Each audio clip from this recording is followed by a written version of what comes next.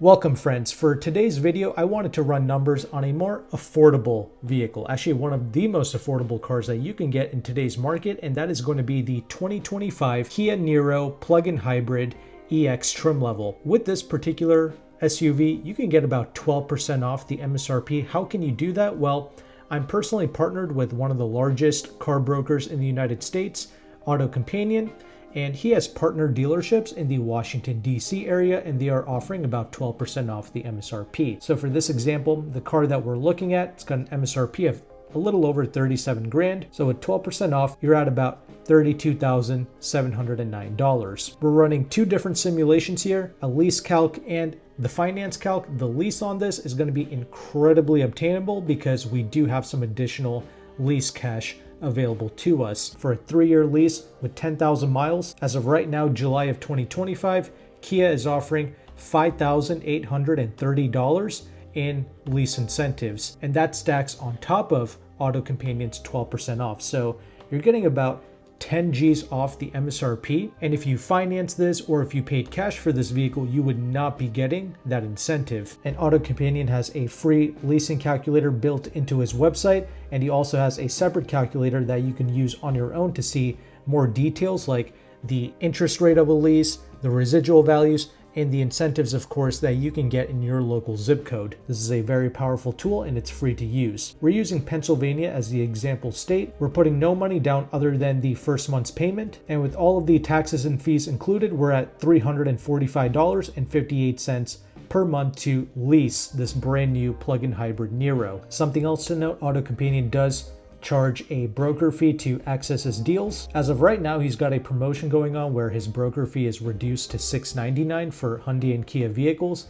I actually just went with this regular $9.99 broker fee just to overestimate things. And also, he did say that if you go on his website and you mention my channel, Main Motor Group, he did say that he'll take some money off of his fee. So I actually applied a $949 concierge fee to these payments, and that's how we got $345. His fee is something that you pay upfront with cash, but regardless, I'm just kind of rolling it in. Now, regarding the finance, Kia does have a promotional finance program going on. It's 1.9% interest rate for 48 months. As mentioned before, when you finance, you are not able to take advantage of that lease credit of $5,800. So I did not apply that here. We're just going with AutoCompanion's 12% off. We're still using Pennsylvania as the example state. And for the taxes and fees, we're going to roll everything in, including AutoCompanion's fee. Even though that's not something you roll in, you have to pay his fee up front. Regardless of that, we're going with about $3 grand in fees rolled in, and we're putting zero money down. For the finance, your payment is going to be $815.64.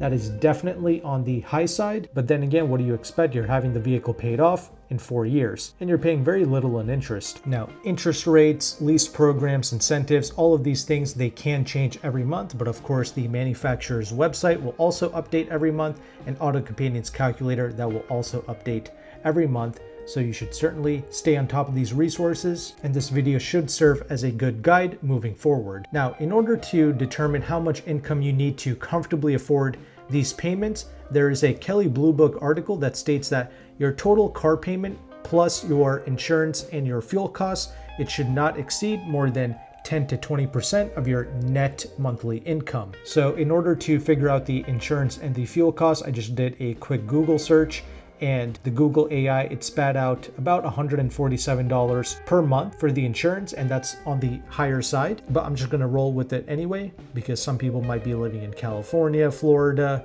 some people might not have the best driving record, so let's just highball it. And regarding the fuel, I went with the higher estimate of $91 per month. This is a plug-in hybrid. The Niro can run about 33 miles on pure EV range, which is really impressive, but you will have to plug in the vehicle as much as you can and utilize that electric charge to the point where you can pretty much spend almost no money on fuel, and your electric bill is going to go up. Typically, people who charge up EVs on a constant basis at their home, they're going to see about a $50 charge tacked onto their electric bill on average. So your quote-unquote fuel cost could be as low as $50 a month, but we're going to roll with $91. Still a very efficient vehicle. For the 3-year lease with 10,000 miles, your total monthly cost, including your insurance and your fuel, it's going to be $583.58. That means for this to be 20% of your net monthly income, you got to be bringing in about $2,900 per month. And for you to comfortably afford this and for this to be 10% of your net monthly income,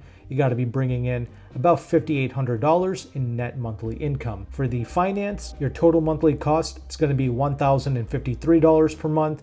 So you have to be bringing in between $5,200 to a little over $10,000 per month to comfortably afford the 4-year finance payments on the Niro. So pretty much double the cost of the lease. Of course, all of these are just estimates. None of this is financial advice. This is all for entertainment purposes. And we can actually reduce these estimates even further by paying less in insurance, paying less in fuel. There are some people paying less than $100 a month for the insurance and somewhere in the range of like $60 a month in fuel. If we reduce the insurance to $99 and we reduce the fuel to $60, then for the lease, you can be bringing in between $2,500 to $5,000 a month in net monthly income to comfortably afford that lease. That is genuinely not bad at all, but there's a few things to keep in mind regarding the lease. If we go back to AutoCompanion's calculator, the more detailed one, you can see that the interest rate of the lease, it's about 5.9%. So yes, the payment is rather low, but the interest rate of that lease is high. And that's something that most consumers ordinarily cannot see unless they use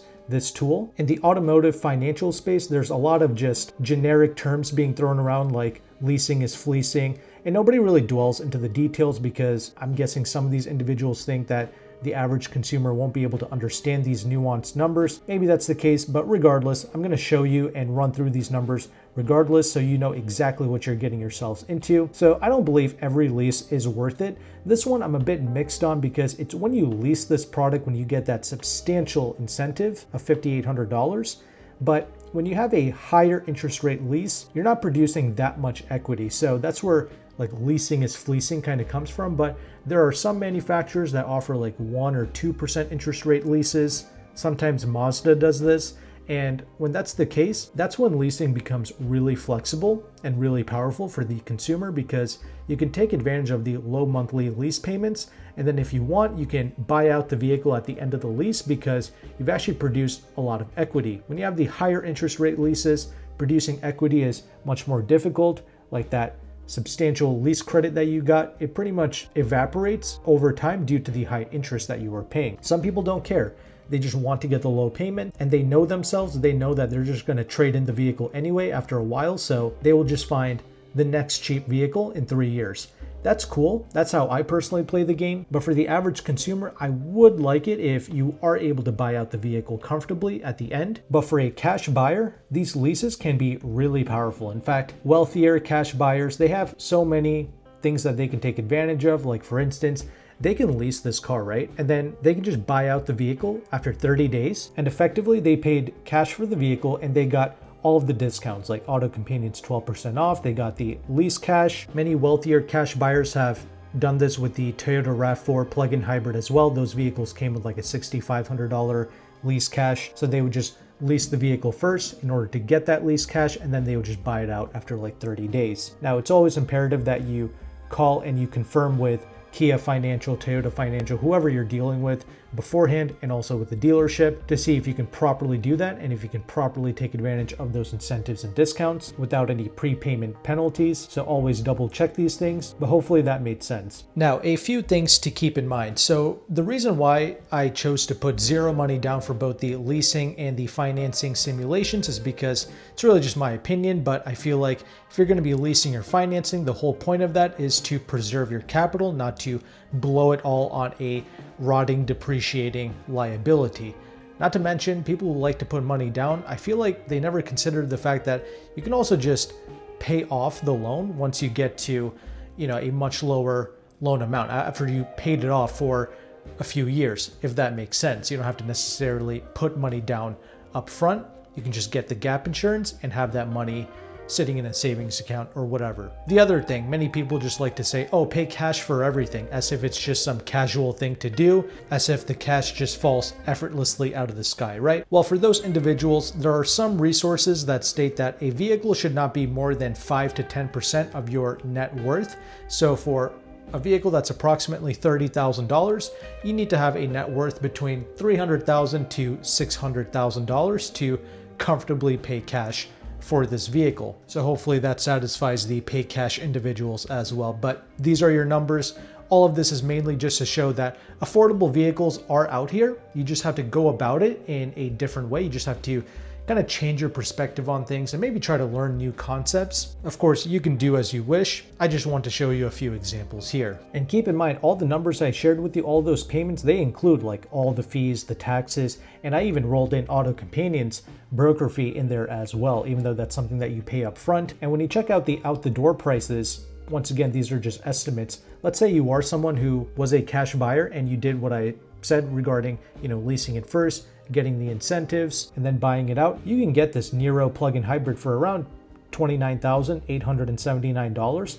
If you go on Car Gurus and you look up the prices of used plug-in hybrid Niros, especially the certified pre-owned ones, I mean the 2022s, they're going for around 22 to 25 grand, and that's with several tens of thousands of miles on it. This, you're getting a brand new vehicle, 2025, with 0 miles on it. Very impressive, and that's the kind of power of lease hacking and learning about these numbers and learning about how to use these resources to your advantage. And that's why I share with you resources like AutoCompanion to give you a headache-free way of buying a vehicle, and so you can get guaranteed discounts as well without any of the manipulation games. You don't have to play with any of the dealership shenanigans like tint fees, nitrogen fees. You don't have to worry about any of that. But there is something to note though.